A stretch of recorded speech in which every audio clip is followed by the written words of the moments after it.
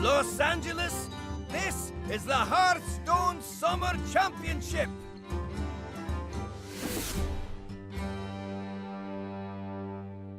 Elimination match number 3. YAYTears versus Orange.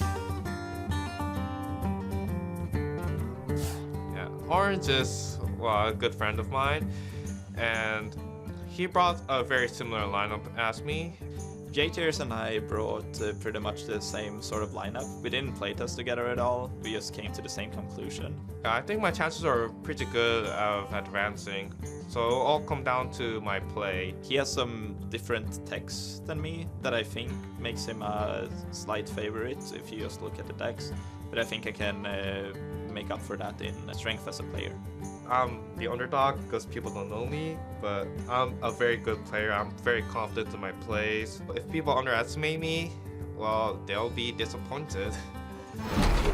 YAYTears versus Orange. Let's rock! We are ready to go with the next series of the day. Is in fact, of course, going to be YAYTears versus Orange. It's going to be Europe versus Americas, an age-old story at this moment in time. But YAYTears, the only representative from the USA, and he's going to have a lot of weight on his shoulders. I believe, at least, Saul, that he came into this tournament feeling very confident indeed. Surprisingly so for me, because it was the first time I've met YAYTears. Not really seen too much from him in terms of tournaments in the past, but he was like, yeah, I'm just feeling good. He's currently in an elimination match. A lot of pressure. And you can see right there, that is a TESPA shirt that he is wearing. He's not only a representative of the United States, he's also a representative of the TESPA system, where he did play in collegiate Hearthstone for quite some time to cut his teeth leading up to this, but it's his first big HCT appearance. But I liked what he had to say in that intro video, where he feels like he's confident. Don't underestimate him. He's a very, very strong player. And I also think the players set this up perfectly, because it's small tech choices in these deck lists that are going to dictate the flow of this matchup. And I just want to frame it in terms of the mirror matchups, because that's what we've got, essentially, 4 potential mirror matchups. If it comes down to a rogue mirror, I think Orange has a slight edge because he's playing Cam. If it comes down to a druid mirror, I think YAYTears has an edge because he's playing much greedier. Shaman mirror, Orange has that Sea Giant in there to really punish flooding the board with tokens. But Priest, YAYTears has the Lyra. So each of them has 2 advantages in the mirror matches in a mirrored lineup. A fascinating clash as far as the mirror match can go. It really is, and we're going to start seeing just the small, tiny bits of play really make the biggest impact. And to be honest, I feel that's been a theme throughout the weekend so far, yesterday and what we've seen today. The small decisions making the biggest impact, and the difference between moving on and being eliminated, as we saw in the last series. Small decisions like choosing to push 1 damage and ask your opponent for 24 instead of 25 when you have 30 burst in hand. That is the margin when it comes down to elimination game. The previous series was locked up 3-0, and it all went wrong on the back of 1 mistake. That is the fine line that Hearthstone exists on. Yeah, but let's get into this game. Orange versus YAYTears, game number 1, Rogue on Rogue. As you mentioned, mirror matches, the main story of this series. And at the moment, Orange already taking his time. He does have the well-valued Keleseth, Shadowstep Keleseth, and still has options going forward to follow up with. The Swashbuckler not being played on 1 is a great alluding to where you actually can pull out a 3/3 patches when you play Swashbuckler on 3. Also now, the Backstab activates the SI, so everything looking good for Orange to get away with this Keleseth. Yeah, we watched our very first opening game. The first that we cast on day 1 was Purple versus Wuya, and it was Purple in those matchups that was drawing Keleseth consistently, but it was Purple that was coming out on top, because Wuya drew them consistently. Sorry, did I say Purple? Yeah, sorry. Wuya was drawing the Keleseths consistently, but Purple was coming out on top because Wuya did not have the strong tempo follow-ups. That is not the case for Orange. SI7 and Swashbuckler pulling a 3/3 patches are 2 of your very best possible plays. Yeah, and Orange as well. You can see the focus and very zoned in at the moment. And what I will say is I know for a fact he was not happy about losing yesterday. Not that any of the players were, of course, but straight away, Amnesiac was doing a stream reviewing 5 games out of the day that happened. And the first one I was watching, or the second one maybe, was one of Orange's games. And Orange was in that stream. asking questions, listening, of course, taking feedback. So he was very serious about this not being his elimination day. Yeah, I actually walked outside almost immediately after Orange lost, and he was just out there, sat outside the arena on the steps. And I didn't say much to him because honestly, I think it's kind of disrespectful to walk up to a player. Hey, after Orange, they've how's just- it going? Right. If he wants to talk, he'll talk to me, but I could just see from his body language that he was not in a great place. He expects more of himself, but to keep going in this last chance of the World Championships, he does have to take down YAYTears. And at the moment, with Tar Creeper, with SI7 Agent, YAYTears is battling onto the board, even against the tide of Kalaseth buffed minions at the moment. Yeah, crucially, as the player that hasn't hit the Kalaseth in this mirror matchup, you have to tempo swing every turn if possible. You can do that once with an SI7 Agent, once with an Edwin, once with a Vilespine Slayer, for example. Right now, it looks like YAYTears' hand is maybe just one swing short because his Vilespine is a turn 6 play right now, not a turn 5 play, and that might just come out one turn too slow. And I think the combination of his next turn looking weak, Yeah. plus the turn after, because as you said, unless a backstab is drawn, you've got to wait till turn 6 to Vilespine. A lot can happen in 2 turns, so especially when all your minions have +2/+2. Shadow Step is actually a reasonable draw on the next turn. He can play one of his 1-drops, Shadow Step it back to his hand, and use that to set up his turn 5 Vilespine. It's a possibility, especially since Swashbuckler cards in the mirror can be very potent. Betrayal even is actually a surprisingly effective card in this matchup a lot of the time. Yeah, in this deck, you often, or I very quickly learned, you often find yourself bouncing Swashbucklers because guess what? Cards are fun. Drawing cards is great, and Swashbuckler effectively draws you a card. There you go, Plague Scientist, a card that is a fringe inclusion in this list for some people. In fact, I believe one of these two players is including a single copy of Plague Scientist. Yes, it's YAYTears has the one natural Plague Scientist in his deck. That's a card that, I don't know about you, Saul, but frustrates me. Whenever I've tried it, I can never combo it off. Whenever my opponent's got one, somehow it's just always there and 100% snipes like agree. a Hydra, and I'm like, what? Yeah, I do try and keep fairly extensive stats when I play, and whenever I try Plague Scientist in this deck, it's one of my lowest win rate cards. Whenever I play against it and someone drops Plague Just solos Scientist you. against me, it looks savage. And I think I can explain that. The reason for that is the games where they have a Plague Scientist in their hand and never play it, you don't account for those when you're playing against it, right? And that's when the card is very bad. Orange has a lot of additional options here, and we were talking a lot earlier about his focus and his disappointment at the loss yesterday. He was also disappointed in his lack of spring appearance, which was only his fault. For the spring playoffs, I didn't make it, but that was all my own fault. I could have very easily gotten the points necessary for that, but I screwed up. And that's why I made sure that when I finally got here, that I would try my hardest to go all the way.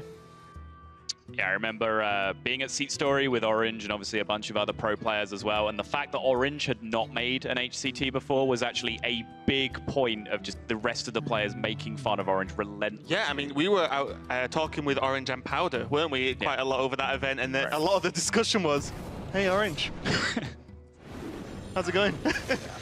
Not been seeing you too much in playoffs. But meanwhile, Orange doesn't get a strong turn himself. Being able to kill off this Hydra is absolutely huge. And again, what does YAYTears need to do this turn or even plan for next turn? Bone Mare on 7, very, very powerful. But he doesn't really have anything to play this turn that he can even imagine might stick. Never mind, we'll guarantee.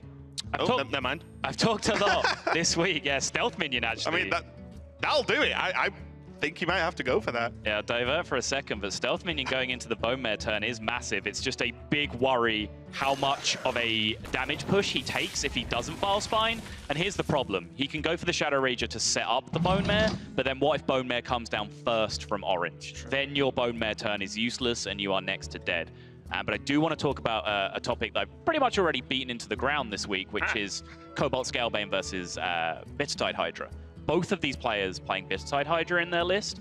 YAYTears drew and played an 8-8 earlier when that 5-3 was just challenging on the board, in a position where he wasn't in control of the game. That Hydra actually had a chance of getting him back into the game.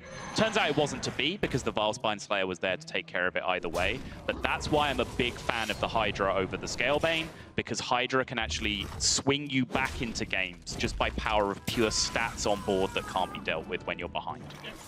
I mean, look at this, right? Great.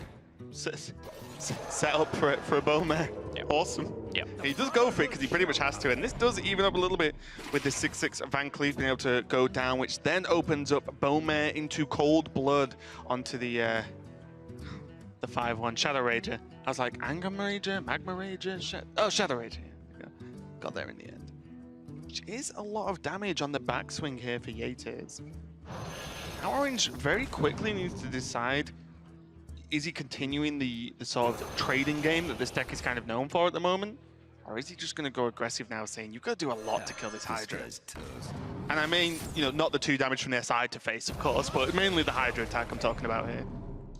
If I'm Orange here, this 10 goes face every single time. Yeah, that's what I'm thinking about. If you can't clear the board, then really, what is the point in trading, right? Like, if you could kill the Shadow Rager as well and prevent Bowmare, prevent Cold Bloods, all this stuff coming down, great. But you can't, so just put him at 11. I think as well, because this Van Cleef is another 10/10, you have 2 10/10s plus other stuff on the board. You put your opponent to 11, and you have a dagger. Yeah. So if one of those survives and can swing, you win. And if a huge Bowmare taunt comes down, or a taunt through other means, well, guess what? They're not killing the 1/2, so you just Plague Scientist your 1/2, combo activating with whatever you draw, and then you push all the damage through. Unless it's exactly Bowmare. Sure. I guess Orange's argument is, hey, if I can do that, if I can just poison my 1/2 and smash through any taunt that comes down, I only need 20 damage. Well, guess what? I have 20 damage after that. We do often, as casters, quibble over the different routes to a victory, right? It's so fascinating, though, right? They're so small, but sometimes 0.5% better chance is a better chance at winning the game. Yeah. And these are the real intricacies that come into Hearthstone, to be honest. I think on the surface, people underestimate how big small plays are. And I think, honestly, over-trading was something that potentially cost Orange yesterday in his matchup against Omega Zero. So perhaps that is something he does need to look out for. And banning Hunter. Also banning Hunter, yes. The deck that does not yet have a win in the tournament, probably not the best target. Can't win if it's banned. Temple Tap.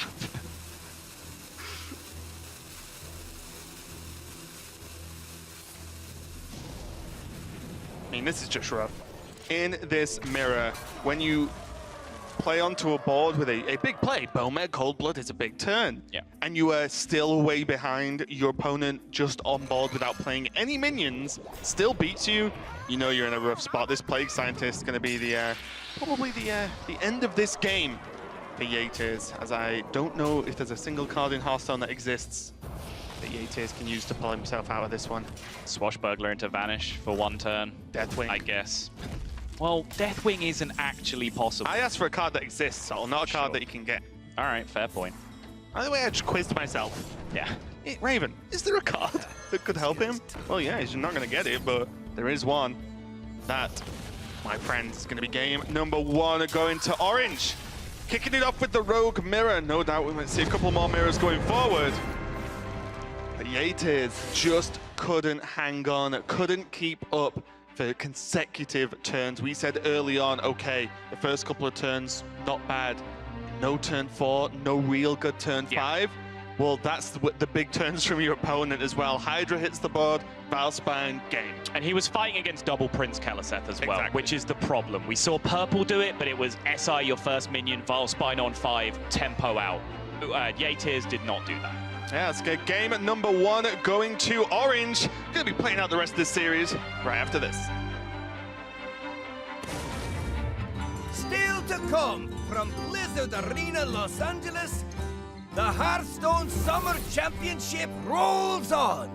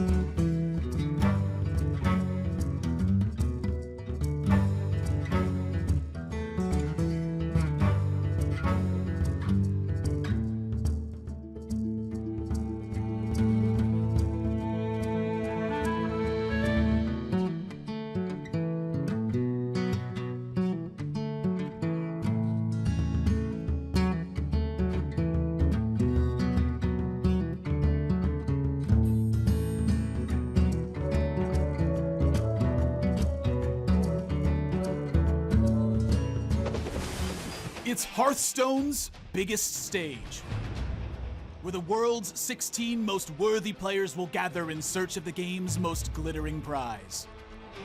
It's the Hearthstone World Championship. And this year, it will all take place in Amsterdam. The captivating Dutch capital will become the epicenter of the Hearthstone universe in January, when it hosts the World Championship. Who shall etch their name into the game's eternal lore? We're heading to the Netherlands to find out. The 2017 season concludes with a masterpiece. I did it. The Hearthstone World Championship. January 18th through 21st in Amsterdam. Cannot wait for the World Championships, and neither can those guys. Dopone and Ant, we are going to be seeing there as well. Looking forward to it. Looking forward to being hosted in Europe as well.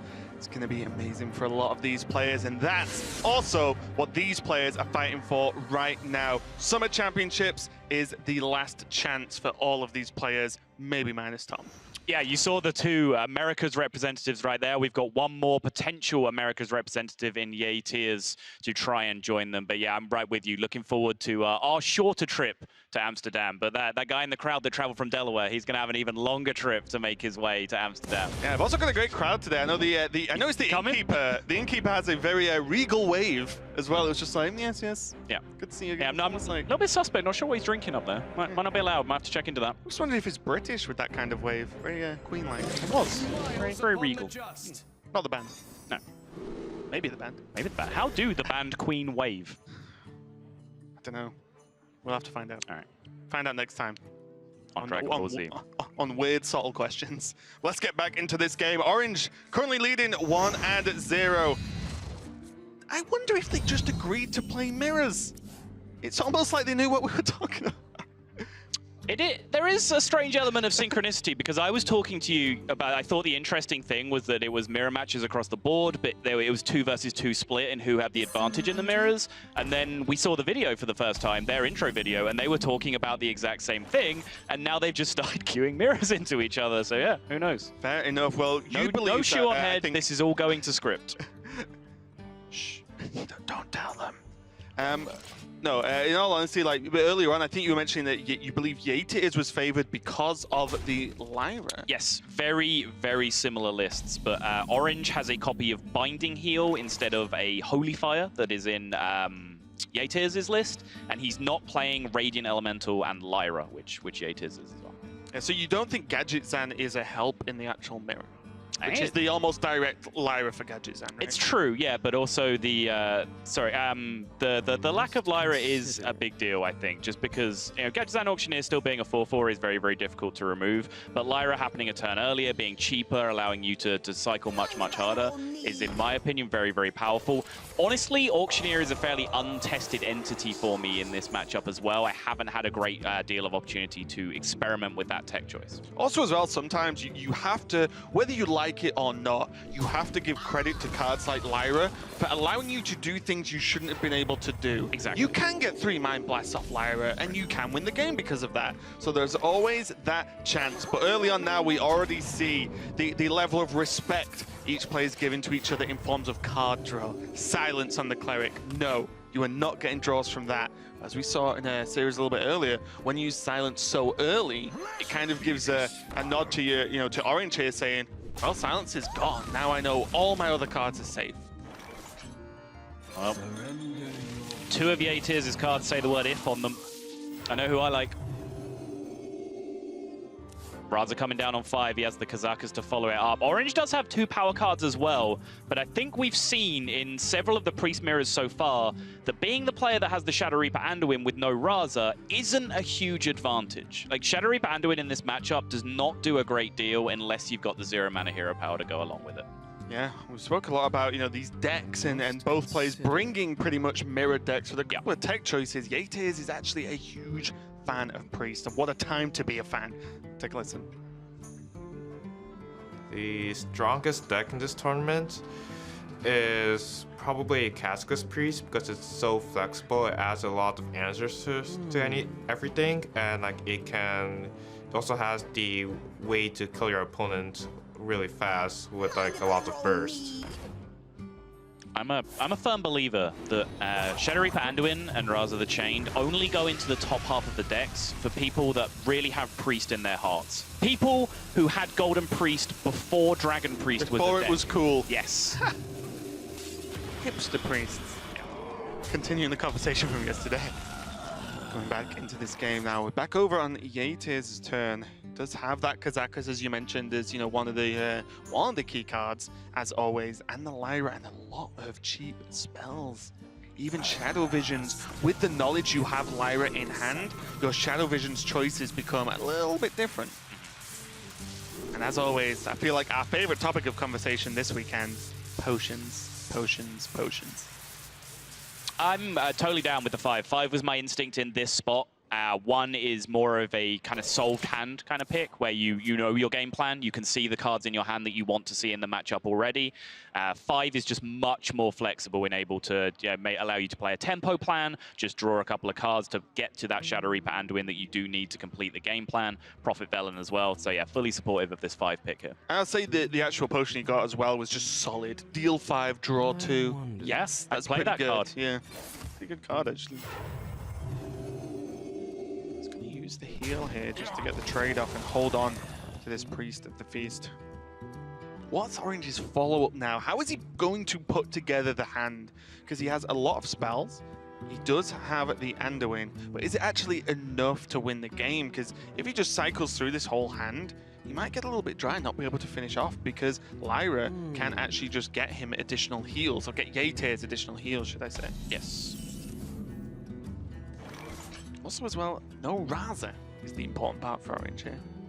Huge. Yeah, I talked about it earlier. You know, Shadow Reaper Anduin without Raza, even with Velen in your hand, like how much damage output does Velen really create if your hero power does not cost 0? Not a great deal. Thanks, Ray. I mean, you asked me a question, I answered, I believe, correctly. Well, he has coin in hand, so actually incorrect. If you want to. You didn't say specifically, you just said You're right. with Velen. I do want to talk more about YAYTears' turn this turn, because there's a lot of breakpoints in his turn. If he intends to cast Shadow Visions this turn, there's actually some argument to cast that first. And if he wants to try and hit a specific spell out of his deck, say Mind Blast for additional burst potential, then he could have Shadow Visions first to try and not draw the Mind Blast, dig that out first, then draw it afterwards. But of course, standard wisdom says that natural card draw effects happen first. It turns out he's not going Shadow Visions anyway. He's just going to drop the Blood Mage on board, while there is no way to, or no easy way to punish it with Potion of Madness. Also, he might just be holding off for Elemental. Like, look at the potential turn with Lyra, Elemental, and then 2 0-cost spells, a 1-mana Shadow Visions into X. Absolutely scary turn, because then the problem for Orange, if that happens, everyone loved Anduin there. Fans of Shadow Reaper Anduin in the building, apparently. Seen Shadow Reaper Anduin played. Oh, new card. Oh, what was I saying? Yeah. Now, what this does as well is this can, if YAYTears chooses to, kind of cycle his hand, but then also Orange has no idea what to even think about playing around at that point. YAYTears would refresh his hand with new cards, cards that probably aren't in the deck. So that makes Orange put Orange in a very awkward position. Yeah, I think the reason I don't like that so much is that Lyra in this matchup is kind of a refill after you've used your very valuable spells, right? By which I mean Holy Smites, Pint-Sized Potions, the cheap spells that can machine gun Velen shots, right? Like if you need another refill after that, then you can recycle Lyra and try and get some cheaper spells off your slightly more expensive spells. I don't like just throwing away your 1 and 0 cost spells in this matchup on a Lyra refresh. Sure.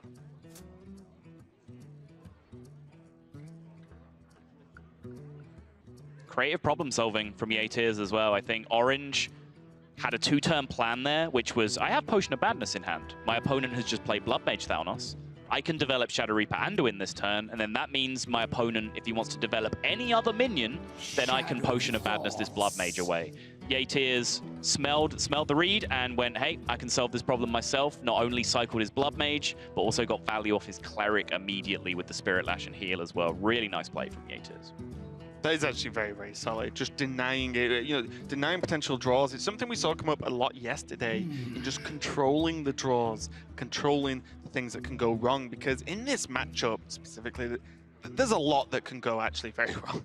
even if it looks as innocent as leaving a minion on the board. It's like, well, you could be punished for that. And we see Orange, at least look like he was aiming to do exactly the same thing.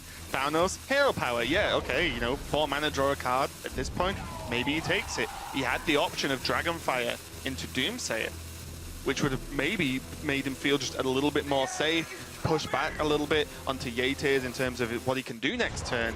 But there's probably still a little bit of a factor of, well, if he just plays Anduin and Doomsayer does nothing, then that's a problem. As the Auctioneer, though, this Doomsayer is kind of a desperate ploy just to try and get that empty board Auctioneer available, because that would almost certainly be game-winning if he can make that happen. But YAYTears has a plethora of directions he can go to stop that from happening. Yeah, and that's why there was a consideration for me for the Dragonfire, because you put the Doomsayer on an empty board, and then if they start using Pain after that, well, YAYTears is using cards like Pain before he has Shadow Reaper and Quick Fire. Oh. Why is everyone letting Doomsayers go off today? I've seen it happen so many times, and I think I've disagreed with it on every occasion. That was strange to me, especially, what's he saving Pain for? Does he really want the extra cycle? Look at his hand. Velen, Anduin, Lyra, yeah. Yeah, I mean, that's his thinking. It has to be. But you already have so many cards. Your opponent doing a Desperation Doomsayer on that board tells me that he really wants to clear it, because you just wouldn't have played Doomsayer otherwise if you weren't that bothered.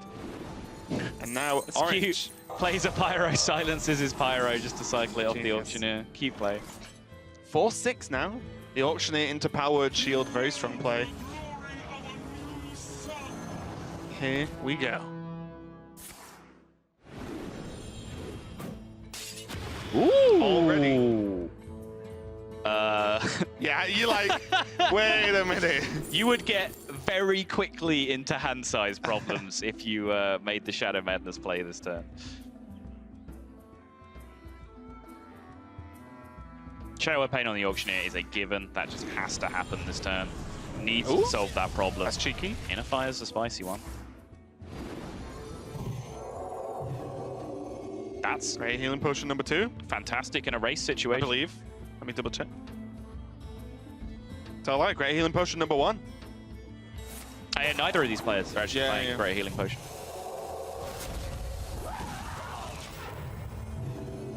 So what was that? Was that 3, 4, 5? 5 spells. Orange doesn't know what to do with.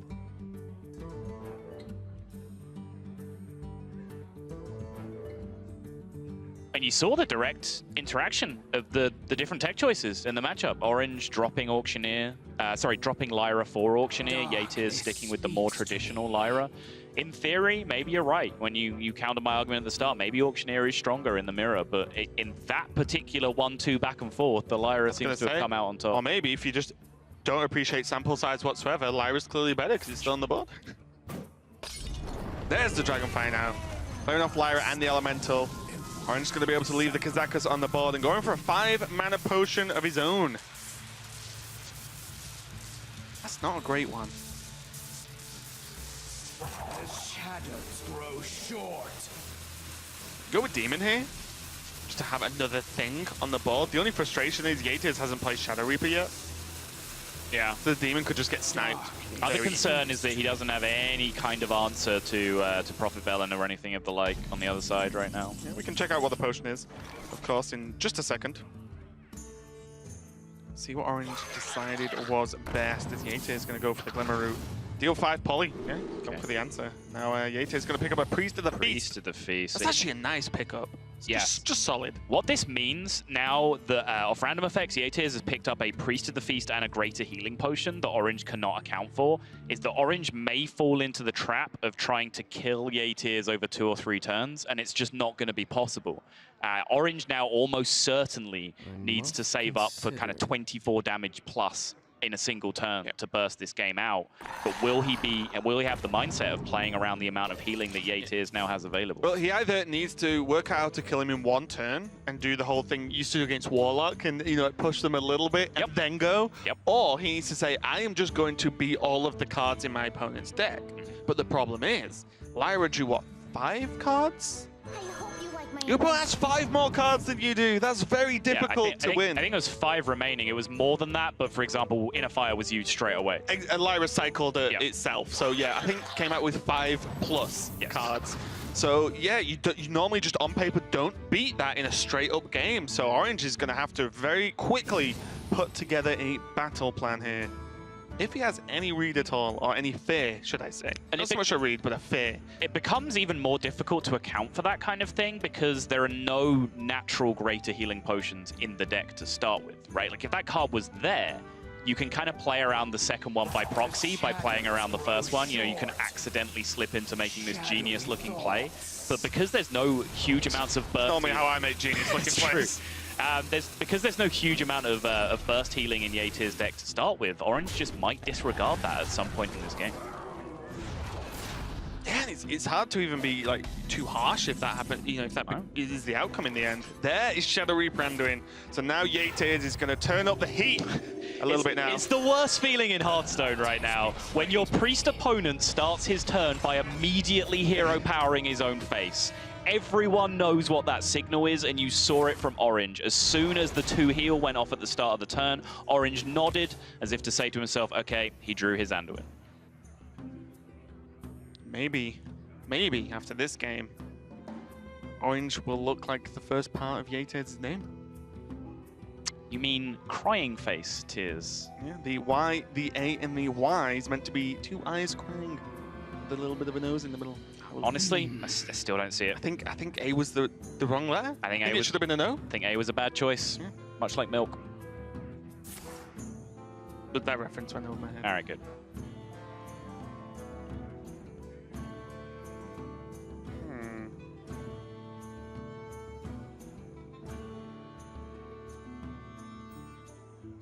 Bind and heal off the Shadow Visions. Just a super cheap spell, and extend your life if you're going to start racing, which normally at this point in the game you do. There is no way one player says, okay, I'm going to play the long game. It just doesn't really exist.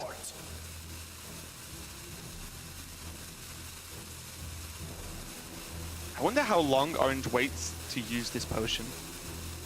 It's a lot of damage on its own. Oh, well, there you go. Not long was the answer to that question. Approximately 3 seconds from when I asked the question. But yeah, as I said, you know, it's pushing an additional 7 this turn. Still has a lot of spells to combo next turn.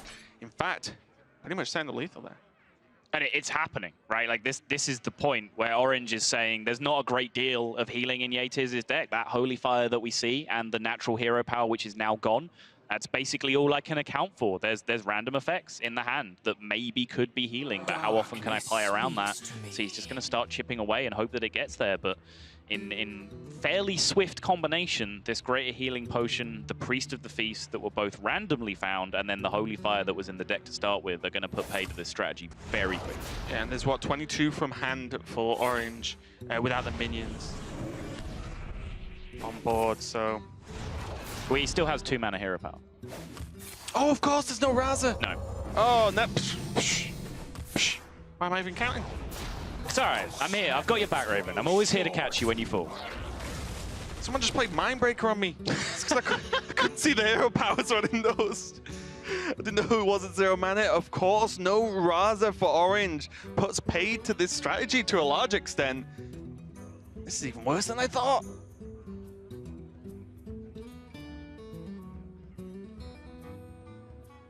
Darkness speaks to me. Me too, Anduin. Me too.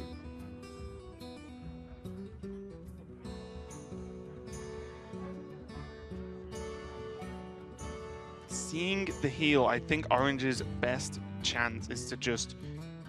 How can I get... Well, hero power, of course. How can I get him hero power again? How can I? How can I? How can I? I don't care. It's not... I don't really have a preference either. Oh, do you say both? I say or can I? Or can I? I'm sure someone in Twitch chat... With your accent, of course, you say or can I. I'm sure someone in Twitch chat is triggered by both of us equally right now. Shaman, there we go. We've diverted their frustration. Ooh, okay. Just throwing away Vel in the mind bar. I mean, I've talked about it extensively. Orange just thinks he can push piece by piece here. That's what his plan is. He thinks he has a certain amount of damage permanence, which just isn't available to him in the long run. Piece by piece, bit by bit. But it's not going to work.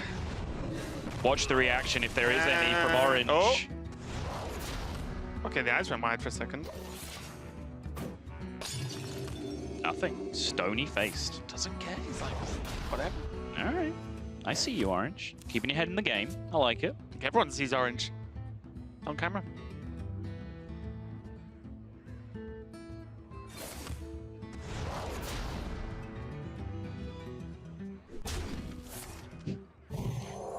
Feel that 1-1. Just gonna try to keep on staying out of range for as long as he can. Well, now you get in the mindset of, well, there's only limited things I can even do in a given turn now. Yeah. And he's just used a great healing potion he shouldn't have been allowed. So he's going to make a push. I think Orange just has to the longer... For Raza, bottom 5. He can't just go, oh, I'll just wait for Raza. Oh, I'll just wait for Raza. It's not going to work.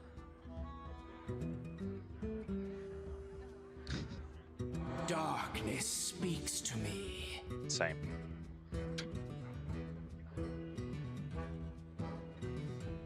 You and Anduin have a lot in common. We do. Despite him having the looks of Frodan, I believe he has the personality of a Sultan.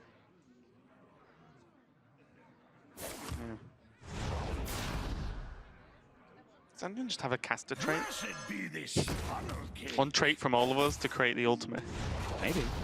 The ultimate spellcaster. He does seem to remember when he has 0 mana hero power more than you do, though, so that can't be it. I mean, that's just not my trait. Oh. There are many other things. So many, I'm struggling to think of one.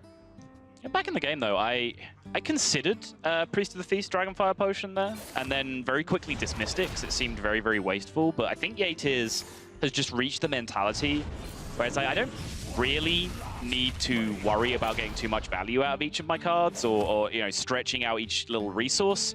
I just need to make sure I can't possibly die on any given turn, and then eventually I'm going to be able to close out this game. I think we might see next turn from the Eternal Servitude you'd use to try and resurrect like the Priest of the Feast. That would be actually pretty sick. Oh, never mind. Yeah, he's just going to kill him. He just goes through. Yep. Yep. That is going to be game number 2. Going to YAYTears. Raza, bottom, what's that, bottom 4 cards for Orange. Had a huge impact on this game. YAYTears is going to even it up with a lot of help from that Lyra, let's be honest. Like the difference, we talked a lot about the difference between both of these players' decks, and it is tech choices. And Lyra versus the Gadget Zan, a 4/6 Gadget Zan looks extremely scary against Priest, but that Lyra, the potion was absolutely huge there.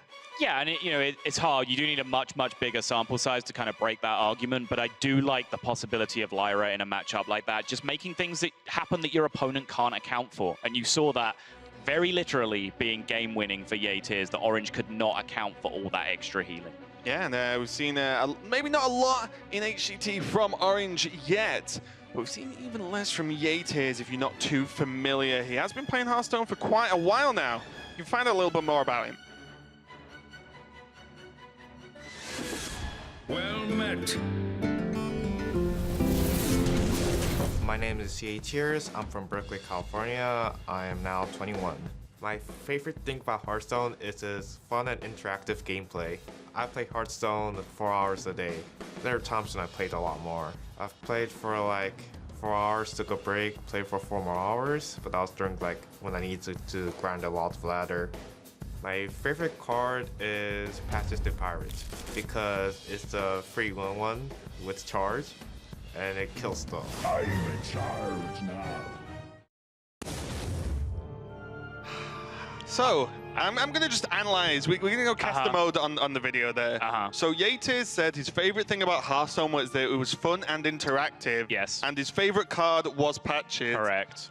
I need an honesty rating. We are being trolled. Yes. I guessed. Yeah. Oh, YAYTears. The people who edited that video together and the men behind the camera did not quite get the genius subtlety of the dank jokes that YAYTears was dropping in that interview. Maybe and presented it to us in earnest instead. Poor innocent people. I know. have a slightly lessened understanding, but we do see Orange there, and again, he pretty much said he would not forgive himself if he didn't qualify through Summer Championship, so we can check what Orange has to say and if he's a bit more of a troll. But there's the player crew in the middle there. Orange is a legend level player, or just legend in general, Jay? I don't know. And that's a weird shaped orange, true. That is a very weird shaped orange, I agree. You need to get better at the artwork, Jay. Wow, he looked personally offended by that. Look, Dr. J knows I love him. I gave him a long hug yesterday when I saw him, but let's get back into this game. It's very fun times in the crowd, but all business on the stage. Orange and YAYTears move into game number 3. Hey, YAYTears' favorite card. Oh yeah, they treated us to not a mirror. YAYTears, big fan of patches, maybe even bribed patches to say, you know what, start in Orange's hand when it can. What kind of booty or plunder do you think you have to bribe patches with to make him show up in your opponent's hand, Raven? I'm sure patches loves all kind of booty. Okay. To be honest. So Jade Claws is a pretty good answer. One of the big reasons why Shaman is very highly favored in a bunch of aggressive mirrors. You know, the combination of Maelstrom Portal, Jade Claws, Flame Tongue Totem. These are the kind of early game swings and break points that can really tear apart early boards and give you dominance in sort of the turn 1 to 3 period, which is often very crucial in matchups like this. It really is, and I just think with this now, with the coin for YAYTears and double SI, even the Vilespine with a Flame Elemental, which we might even see be held onto, depending on how this coin usage happens, YAYTears does have the big swing turns available to him. He's got one right here. Yeah, well, I was going to say, well, even just drawing backstab as well is absolutely huge to open up the options and unlock the boxes. That is the Rogue deck. It's not a complete swing. If he takes out the Primal Fin Totem, his SI is already checked on the board through the combination of the 1-1 and the Jade Claws swinging through. So he does have the option to make a little bit of a riskier play and take out all the power from the board, leaving just the 0-3 behind. Of course, the next 1-1 doesn't spawn until the end of Orange's turn, meaning the 3-3 would remain uncontested. But that is probably a little bit dream world because there's so many potential answers that Orange could add to his Jade Claws. Yeah, and I wonder what you're expecting on 4 as well from Orange here. Just to have a quick nod to Orange's Shaman deck. It is not the most standard version. There is, in fact, a double Devolve in there, Barnes, as you can see, and the Sea Giant, as well as the big one, Thrall, and one of the key cards of an Evolved Shaman. But these two other cards are a little bit out there. Yeah, very similar to the list that Purple is playing, and the reason for that being is that they practice together very extensively for this tournament. The one big difference between Orange's Unusual Shaman and Purple's Unusual Shaman is that Purple is also playing a copy of Cairn Bloodhoof in there, and we asked Orange about it. We said, hey, what's up with all these Cairns that you and Purple are playing? He's like, well, it's 100% right in Rogue, but Purple may have gone a step too far when he put it in Shaman as well, and you can see he's reflecting that, choosing not to play it himself. Yeah, we do see Orange using that Maelstrom Portal and getting the 1-1 Murloc, which heals, so it means Orange can start battling back this life. He's used with the Jade Claws to trade away. He's on 26, but oh no! Murloc bites the dust as the second SI7 agent cleans it up. And now, not the power play turn that YAYTears could have made with, say, Coin Hydra, but now there is Coin Vilespine or Hydra next turn based on what Orange is going to do. Yeah, and I wonder how much close attention YAYTears is going to pay to the Sea Giant mats over the course of this game, because crucially one off this turn, but you know, how often, how deliberately can he maintain that? Does he even care when he has double Vilespine in his hand? Most likely the answer to that question is no. Well, he'll care when he uses the first one. Yes. I think the Vilespines are so powerful in this deck because they're huge tempo swings on their own. You often can see yourself shadow stepping it just to hold in hand as well. Just to have an additional answer. Here's an Evolve though, and Public Defender is going to put a pretty big wall in the way of anything YAYTears wants to do now. So, okay. For a second then, I forgot this was Spectator and was like, is YAYTears checking that card? It's like 0-7 Taunt. What is that? So YAYTears' thought process here. Step number 1, do I have to kill something? Am I dead to Bloodlust? So there will be 5 minions on board, 15 damage from Bloodlust, 17, 20, 22, 24. He would be dead to Bloodlust, so he is obligated to clear minions. He can't just slam Hydra. That's why you're seeing this come out, but then at the same time, none of these targets are seen fit for a Vilespine Slayer. And on top of that, because of that being exactly the public defender, there's still a lot of minions on the board. Yep. Subtle. Look at that Sea Giant maths. Or math, if we're being No. localized. No, never man. 2 mana Sea Giant. And he could actually make it cheaper with Maelstrom Portal because the Maelstrom won't actually kill any of the minions on the board. Yep. If you play it first, but do you need to? Depends. Maybe even the Totem roll just to see. Yeah, he can get it for free. It's not actually relevant, but if he portaled first, then totemed to dodge the spell damage totem, and then he can play 0 mana giant. Yeah, I think Completely irrelevant. I was but going to very say, cute. because of the mana usage, it's actually more beneficial to Totem first to try and get the spell damage. It's also scary to Maelstrom Portal first, because even though you're discounting your giant by 1, you can then raise it again by 2 with Emerald Hive Queen. How much would it cost then? Sea Giant maths. An amount of mana. Oof. Yeah. Did get the spell damage. It's actually good sequencing, Yeah. honestly, playing the giant first.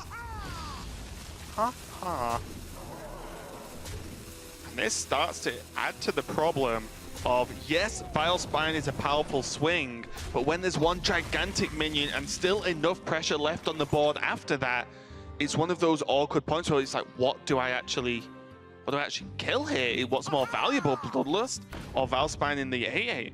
Deckhand is incredibly clutch now, because now Deckhand takes out 1 minion. Vilespine clears the big problem of the Sea Giant, but he also takes board control and really mitigates the efficacy of the Bloodlust. Yeah, now with the... that's 4/4, right? Shadow Sensei? Yes. Not bad, not bad. No stealth minion, unfortunately, for orange. But still, just another beefy minion to put on the board. Tar Creeper, not a bad pickup either. And it can be coin Vilespine if YAYTears is just going to say no. In the interest of balance, in this situation, Cobalt Scalebane, probably a little better. Are we keeping score somewhere? I mean, If so, the amount of times I've heard you say Hydra is like, Hydra 1 million, Scalebane, I mean, exactly 1. That's generally, like, if you're trying to build a deck at home and you're not sure which of 2 cards would be better, you just play games and count the amount of times where each one would be better in any given situation. I just love applying logic to things. I do. It's very effective way to live your life, Raven. You should try it at some point. I actually just wouldn't know, yeah. Maybe I'll give it a try. Maybe when I grow up, I'll give it a try and see what happens. But orange here now, it's got a whole lot of nothing in his hand.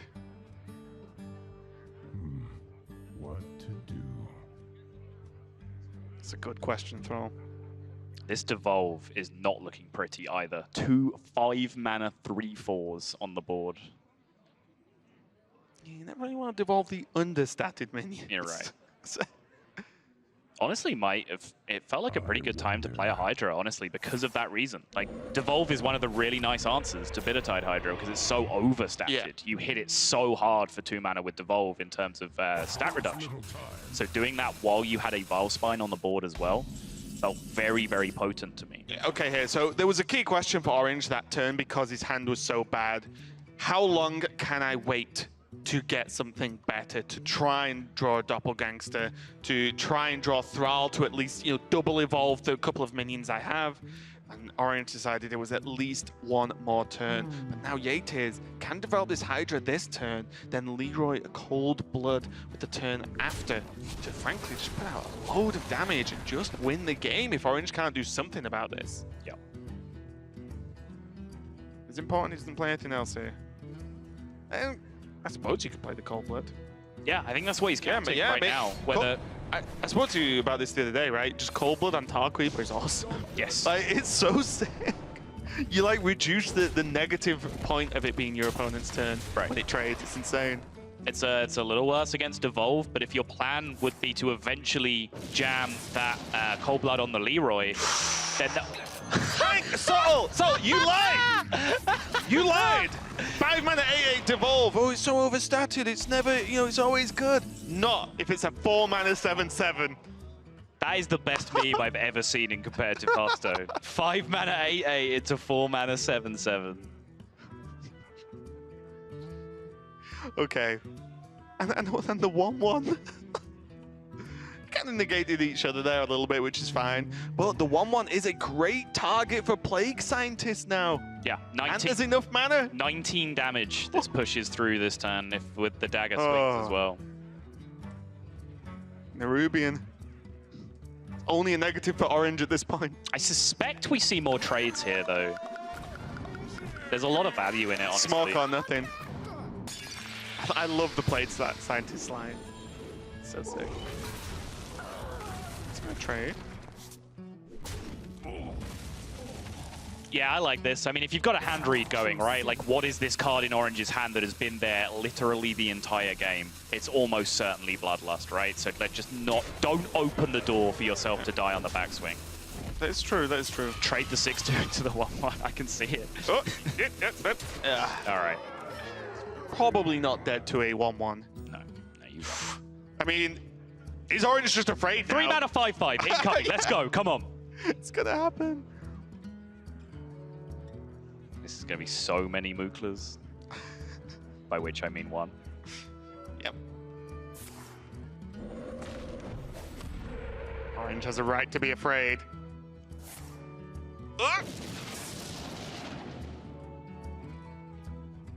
Well, 4 mana 3/6. that kind of sucks for Orange. Was it ever gonna not suck?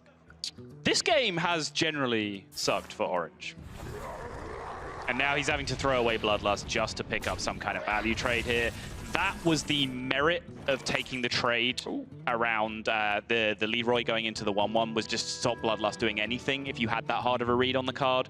But there's just as big an argument to say, hey, if I force my opponent to Bloodlust that 1/1 into one of my minions, that's his last win condition gone. Yeah, and look at this now, even with the Shadow Step to pull back the heal there, it can just heal and then play Van Cleef on top of that. Even it buffs the 1/3 there. You've forgotten the name of that 1/3, haven't you? 1/3 person that gets buffed when you play spells. Mana Addict. That's it.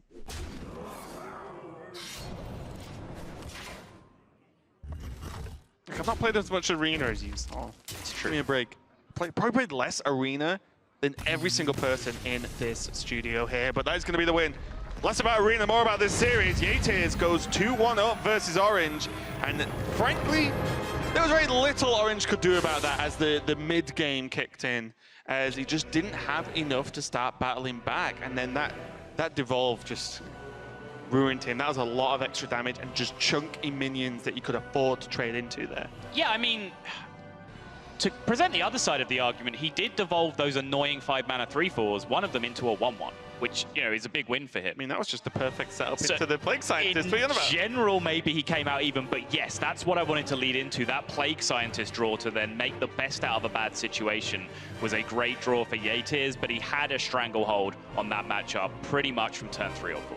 Yeah, and what we will say as well, it's been an interesting number for me, and kind of unexpected on my part because I think I'm a little bit biased, but Shaman just isn't my favorite deck at the moment. You know, I just don't have too much fun playing that one, but it's actually very, very powerful indeed. It's been performing very, very well.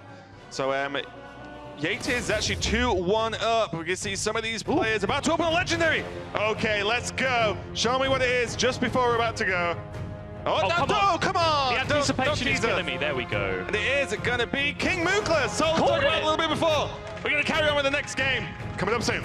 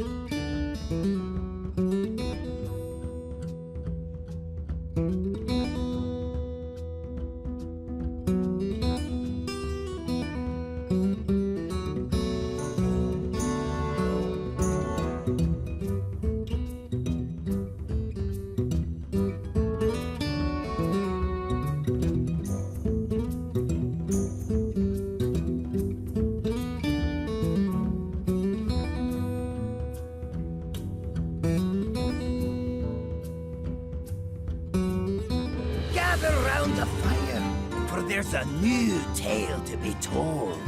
This is the 2017 Hearthstone Summer Championship. We are back with another game in this series. YAYTears is 2-1 up and very happy. There, I think a hint of relieved in there for that game, just to be like, now I am one game away from continuing in this tournament. Let's not mess around here. This is Elimination Day. Losers of these matches go home. They are done. We ship them straight out. Finished. Wow. I'm joking. Kick him out the building. No, we don't. You're a horrible person, Raven. Please. Yeah, you're right. I'm the nicest guy in Hearthstone. That's just not true. No, it's not. There's plenty of people. And Dr. J, there's plenty of people just in this building who hold that title over me. Orange as well, one of the nicest guys you could ever hope to meet, but he has gone uphill struggle ahead of him because the mirror matches so far have been given YAYTears a slight advantage here. It means Orange is now going to have to swing it back. Firstly, winning this Priest, and then picking up a Shaman mirror win of his own. I want to see how strong he is. I mentioned just before we stepped away for a second there that Shaman's been almost overperforming. My expectations, at least in this tournament so far, is having an extremely high win rate, which is something we didn't really see too much of in playoffs leading up to this. But now he seems to be getting the job done as YAYTears draws his favorite card. I did make the point at the start of the day, though, that this was day one stats, and the two perceived strongest decks, or the three, Druid, Priest, and Rogue, were kind of middle of the pack. But they also had the largest sample sizes. And when we were dealing with Shaman, we had a 10-game sample size at the start of today, which it was 7 and 3. So I questioned whether moving into day 2, day 3, towards the end of the tournament, whether those decks would maintain that win rate or whether a longer sample size would push them trending further back towards 50%. And so far today, I believe Shaman has struggled a little bit more, not reflecting that 7 and 3 win rate from yesterday. So are you trying to say if I go 10-0 on ladder with a deck, I can't tweet it out and be like 100% win rate deck? Best deck in the world. That is exactly what I'm saying. Good to know. Okay, I'll remember that for next time. Yeah, we're going to see if YAYTears can make this Shaman work. Much more of a standard list instead of, versus Oranges. So Orange is playing the Giants, YAYTears is not.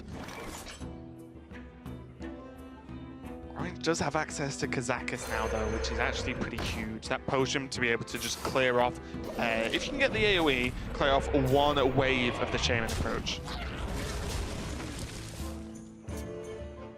This totem-heavy start is going to explode YAYTears' hand with these things from belows very, very quickly, though. Orange does have the Dragonfire Potion to be able to counter them, as well as the coin, which means YAYTears can't now beat the Dragonfire Potion to get his 5/5s down on board. So he's probably going to be looking to bait that out and then refill afterwards, although there is always that concern when you're playing against a one-ofs deck to just disrespect it and go in.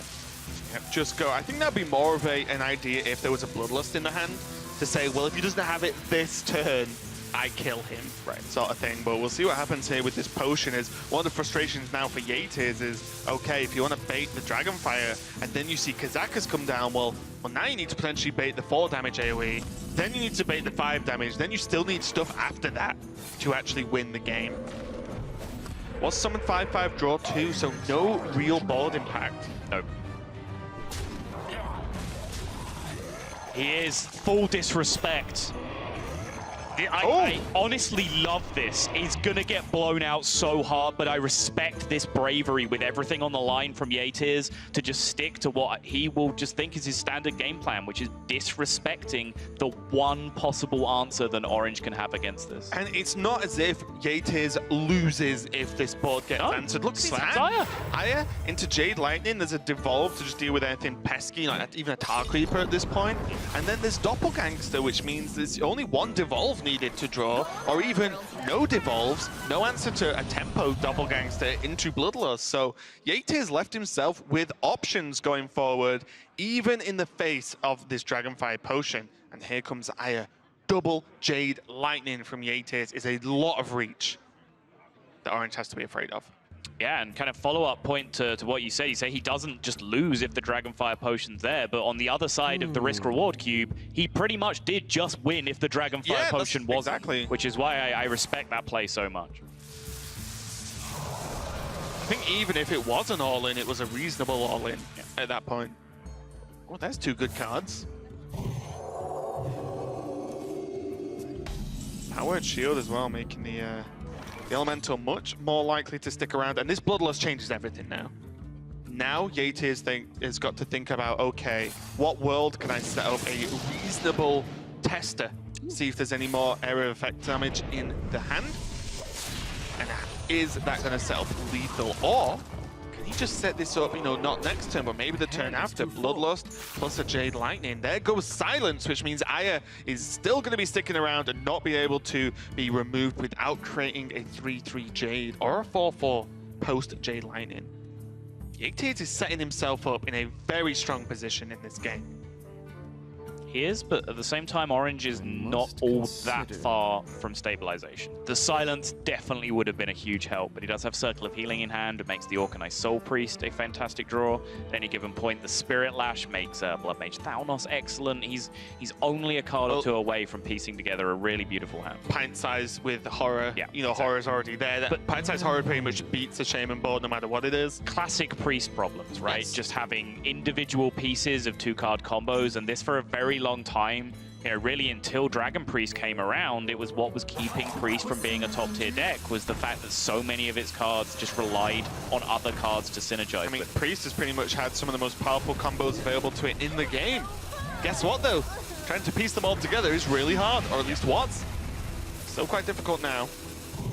Going for the... Wow, look at this card draw. This is amazing. So many cards here for Orange. He can't really react to the draw because I believe the Ropes off didn't really give him much choice. Another Dragonfire available. And the Orkanite, even though he did just use the Circle.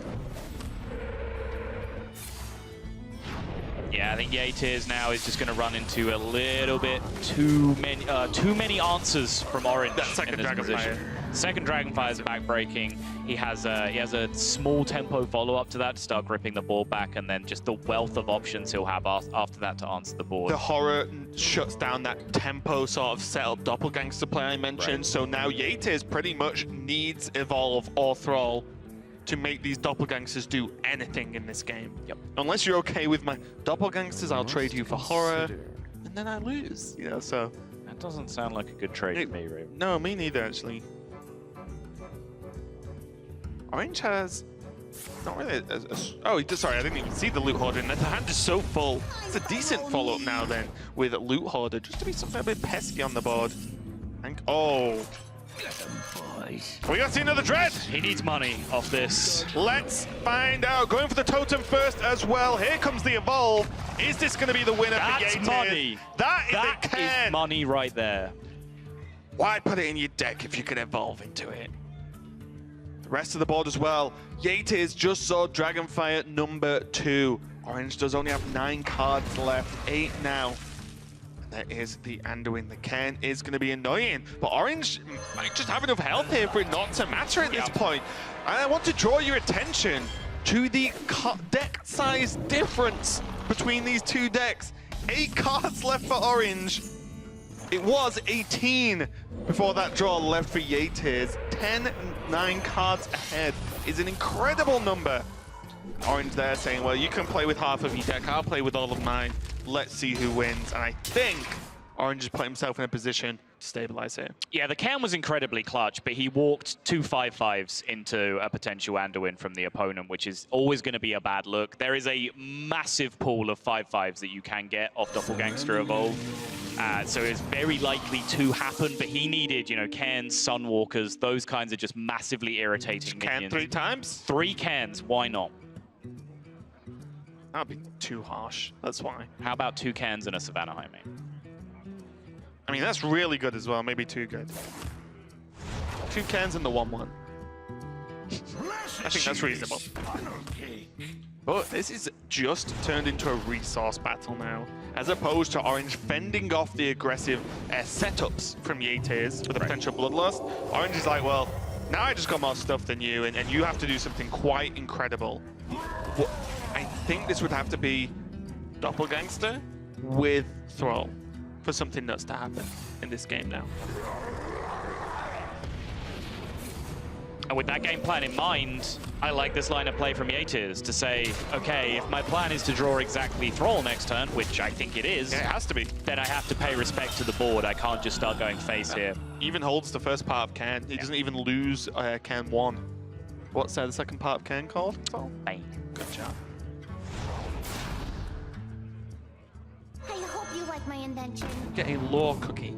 Thanks, buddy. So Orange is just, at this moment at least, just ignoring everything on YAYTears' board and saying, actually, I'm just gonna kill you.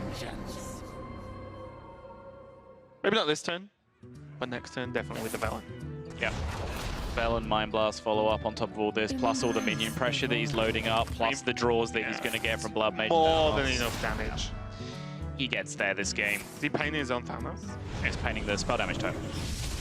Oh. Thanos is like a spell damage totem.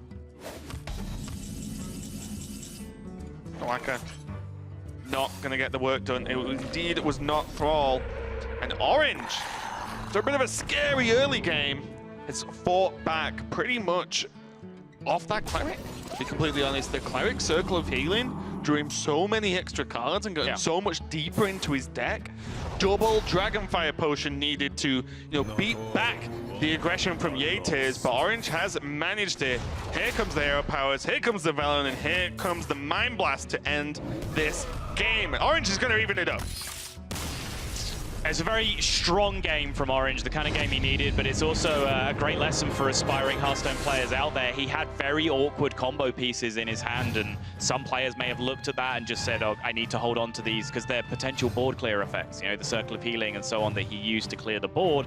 Orange went, no, you know what, I can see an alternate line here where I just turn all of these cards into cycle, and then I will get enough resources to just outvalue the Shaman over the rest of the game. Yeah, and now the gravity of this next game is huge. We've got another match coming up right after this. It is going to be Coco Sasa versus Baiza. We've got a great selection of decks from these players. I'm kind of upset we're not casting it, to be honest, because both players have awesome lineups. I can't wait to see them go at it. So make sure you tune in for that coming up after this next game and cheer for your favorite. We're back in our game now. As I was saying, the gravity of this game is huge. Everything on the line. Loser goes home. Winner continues to fight on in this tournament and fight for a chance at the World Championships in Amsterdam early on next year. Everything on the line. And for Orange specifically, he, if what you told me is true, he's put a ton of pressure on himself. Just saying that he just wouldn't feel complete if he was to tank out here. Plus, the light at the end of the tunnel for these players is a rematch against a Mega Zero, where Orange might feel like he has a bit of unfinished business, might feel like he has a better chance if he doesn't ban the 0% win rate deck in this tournament. Yeah, and you quite rightly, it was the silver lining is that because it seemed so much of a big choice that impacted the match, it's easy to spot. Right? You can actually, hopefully for Orange, have a decision made going forward there, but this is the game that counts right now. It's going to be a mirror. Crucially though, Orange going first and has the curve, which means the initiative is very much on his side, although YAYTears, with the combination of Patches and Flame Tongue, has one of the best swing potentials that you can put together with the coins. This is a very, very even-looking opening for both sides. YAYTears' favorite card going to come into use going forward, but what do you think? There is no way his favorite card is actually Patches. Can we stop I don't care whether that? he was trolling. He has said it. It's been on a video that has been put out to the internet. Therefore, it is his favorite card now, and I will never stop. But look at these lists, because this is the true story of this series as well for these players. It's their lineups and how they've built their decks. Do you think a 1 Bloodlust versus 2, YAYTears having 2 Bloodlusts, is that a greater advantage in this mirror? Or is Orange's tech choices going to bring it out for him on paper? If you want to just stack it up this way, it's not quite how the substitutions work, but if you say, would you rather have a Sea Giant or a second Bloodlust in your deck in this matchup, I'm taking the Sea Giant every single time.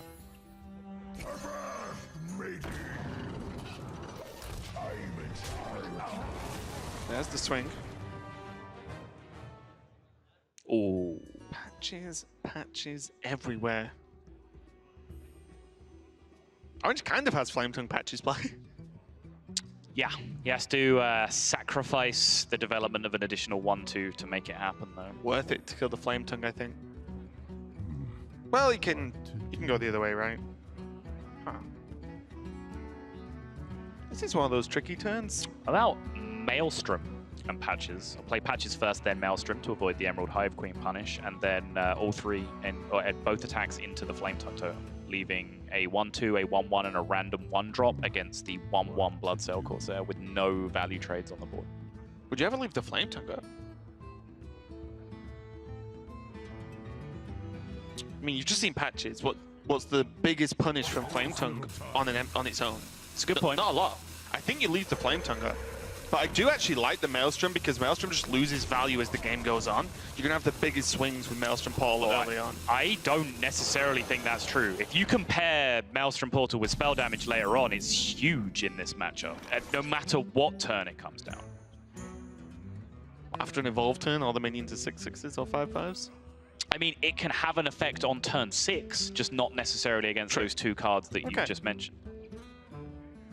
I think I did like the Maelstrom, though. I liked it too. I wonder. Now YAYTears can go for a devolve on his side. It doesn't really get him there, though. No. I think this looks like an even more straightforward Maelstrom turn for me, because you want to kill that Flame Tongue. Well, No? looking at YAYTears, his Maelstrom has a little bit more immediate value because he has a Devolve in his hand, which he can compare with it over the course of 2 turns. And devolving this kind of board and then Maelstroming the remains is almost always a complete kind of swing, especially if things like Primal Fin Totem come down to follow this up. So I think YAYTears actually has a much higher value Maelstrom Portal in his hand because of the combo effects he compare it with than Orange does. I think Orange's Maelstrom Portal right now is more expendable, which is why I liked using it a little bit more. Yeah, I think these players are really towing the line in this early game. I feel like the second one of them just doesn't quite clear enough or overextends a bit too much, that's going to be the turning point in this matchup. Because the second you don't clear quite as well as you could have done or removed a major threat, and then that snowballs, Shaman doesn't really come back into a game very well. But I think this is the kind of turn that YAYTears was plotting for exactly, and now the swing turn potential is very high. High value, yeah. Wisps, Penguins, and 1-drops is all he's going to be looking at here, and that's not a bad result, leaving only a 1-1 behind after this. The egg with the combo with the Flame Tongue as well. Very true. Not too shabby. This is very, very tense. As the card count goes down, it is very much each player eking the most out of their resources. And you know what's good for that? More cards, which is where Mana Tide is going to come into play for Orange here. Thrall Deathseer is a huge value card, but doing it on a low to empty board is much less immediately impactful. And then if you can never really play minions that stick, you don't even get much value from the hero power. I do want to go back to the Mana Tide quickly here because this Mana Tide is huge. And I want to echo what you said and build on it because you have seen a very straightforward style from both of these players so far, which is to make as efficient trades as they can each turn. You need to keep your opponent's board clear because there's threat of Flame Tongue Totem, there's threat of Evolve, there's threat of Thrall, Deathseer coming down to crush you out of the game. If you can't keep the board clear, you just get crushed. What that means is that both players just trade resources evenly for the majority of the game, and then the player who is able to draw the most resources on top of that ends up coming out on top. Already this game is super back and forth. Orange, you just explained very well the power of Mana Tide. YAYTears uses the egg to draw Doppelgangster, and he has Evolve going into turn 6. One thing that kind of beats Mana Tide is stuff on the board when your opponent doesn't have any. But now Orange has got Doppelgangster as well. And he's got a 5/2 hanging around. Yeah. And as we mentioned in the previous series, a evolved Doppelgangster is a 5/5 very often. So it's not going to be a potential huge problem for Orange to deal with, at least one of those. Is there a world where Doppelgangster gets played this turn for Orange? He's just seen Devolve. Not that that really changes much, actually. But he's seen the AoE removal. I think it's fine, yeah. Pose it. Okay, yeah. So now there's outs of Evolve, outs of Thrall to really buff his turn. He gets double card draw because of the Mana Tide. And now he's just going to have a little peek at what YAYTears Doppelgangsters are going to do. Here we go. Okay. I'd say that's like middle of the line, maybe. We'd say it's a little bit less than average because the 8/8's freeze effect. Yeah, it depends exactly how you want to establish Frozen Crusher as value, but 4/5 Wind Fury, the Wind Fury not a hugely relevant effect. Average stats are around 30-30 and one significant upside. So he's got one significant downside, one significant upside, and just a 5/5, which is an average minion. So I'd say slightly below. Now with Jade Lightning and Maelstrom, these are the kind of, sort of bits of combos you can do to start clearing up this board.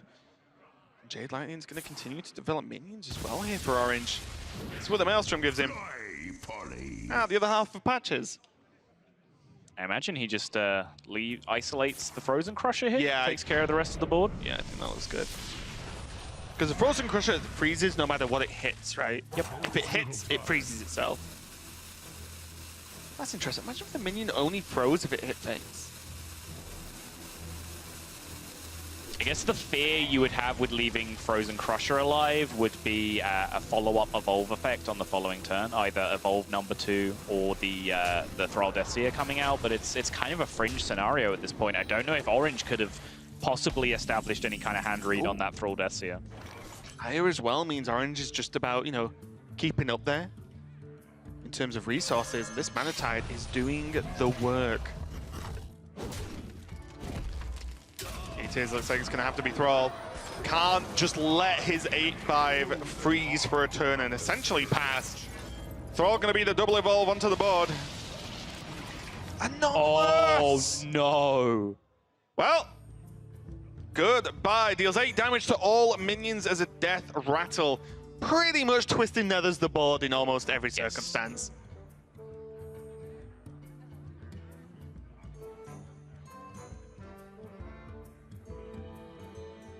How greedy are you? If Yeah, you're Orange I'm actually right now. sat just going, huh? Yeah. Do you actually just not trade and go? I think you have to, right? Because it's not like you can just say, you know what, I'll deal with this anomalous later and get the board clear when I want. No, it's getting evolved again next turn. If you leave it alive, it's not going to be there That's anymore. true. So you just have to suck it up and take it. But it's very annoying because it costs you another Jade off the Jade Lightning. It's only 2/2 though. Yep. So at least you're not saying, well, there goes a 5/5 Jade I can't remake. Does have the reload in the form of the Primal Fin Totem and the 3/3 Jade whilst having the Jade Claws equipped. Not going to go for it. Instead, just going for the hero power. Again, it's a resource battle. They've traded over and over and over, and it's going to come down to who can scrap and scrape the most value off the top of their deck and from their hero powers. Just look at both players. YAYTears leaning forward, everything on the line here. Orange, look at... I don't think I've seen him so intense. And now the Sea Giant. You asked the question, would you rather have the Sea Giant or the Bloodlust? Let's a find Bloodlust out. would have been almost useless in this position. That's true. This game.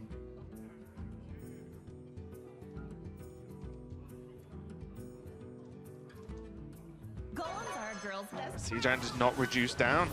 Going for the Ire instead. Sorry, does not reduce down to 1, should I say. Orange knows YAYTears is low. There's an evolve as well.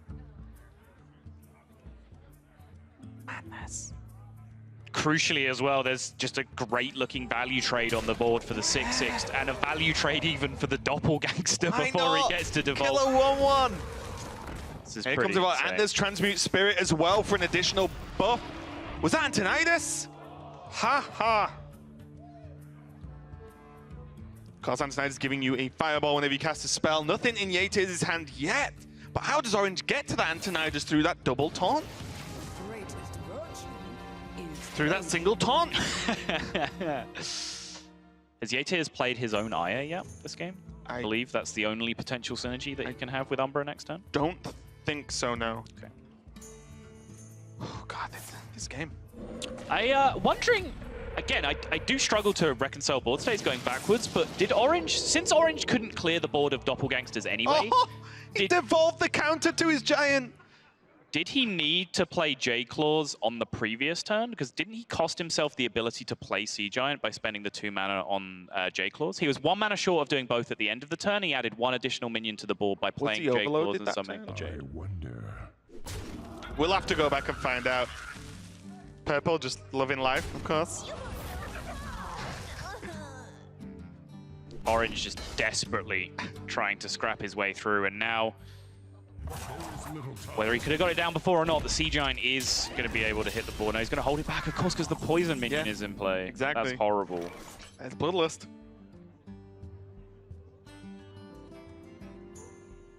This is where things get tricky. Is it better to trade the 2/2 into the 5/5 to kill it off?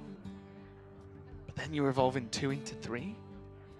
Yeah. Very underwhelming. And now, look at... My question is on the screen. Sea Giant versus Bloodlust. Which one's better? Sea Giant's looking pretty sweet to me. Ooh. Cheeky. This is nice. This works out means that YAYTears can draw a single additional card because of this Cult Master. Bloodlust number 2. Let's reset the state. Now with that Wasp gone, even a Taunt Totem down. This could be it. YAYTears' head goes down. I don't know what he's got left to draw. Somehow, after multiple evolves, Thrall coming down, and evolve a turn from YAYTears, it doesn't look like it's going to be enough. And the Sea Giant is going to push him over the edge. Singular Bloodlust, there's Doppelgangster. Looks like Orange is going to take this series. And what a series at that. It's been fantastic, back and forth. The early games, the mirror matches were a little bit decided by the draws, but since then the punches have really come out. And Orange choosing to end this series by playing Primal Fin. a Doppelgangster for just a pair of 2/2s. It's good enough unless this Primal Fin finds an absolute miracle. And no, it does not. Orange's first attempt at an HCT championship marches on. The Sea Giant versus the Bloodlust comes out in favor of the Sea Giant. There's the sigh of relief from Orange. We talked how much it means to him, how much it means to both players on this Elimination Day, but Orange is your victor and will be moving on in the tournament. Let the stress go, friend. You got it for now. As you can see, he will be going against Omega Zero, which is going to be a rematch from the first match Orange faced in this group. Yeah, lift your eyes back up to the top there. You can see that Orange was knocked down into the lower part of Group C by Omega Zero and has faced perhaps a little bit of criticism since then about some of his choices, mainly in the pre-game ritual, the picks and bans in that matchup. So we'll see if anything changes when we see the rematch later on. Yeah, and we're going to give Orange no time to calm down as Froden is with him on the stage to get a few words.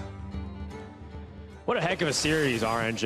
Big roller coaster emotions, lots of tight games, swings back and forth. So just talk to me about, what's sticking out to your head? Are you thinking about the relief of surviving, or are you thinking about some of the plays?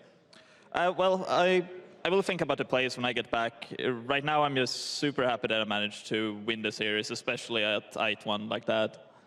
I know you have high expectations of yourself. The casters were mentioning that you were saying that if you don't make the World Championship, it's a big disappointment. How did you prepare for day number 2 after you lost yesterday? I took some time for myself after the loss yesterday. Then me and YAYTears lineups are very similar, just differently teched. Like, for example, our Priest is like 3 card different or something. So most matchups I knew pretty well already, but I still talked with Purple, went over the matchups just so I was clear about everything. But overall, this was one of the matches I feel pretty confident going into.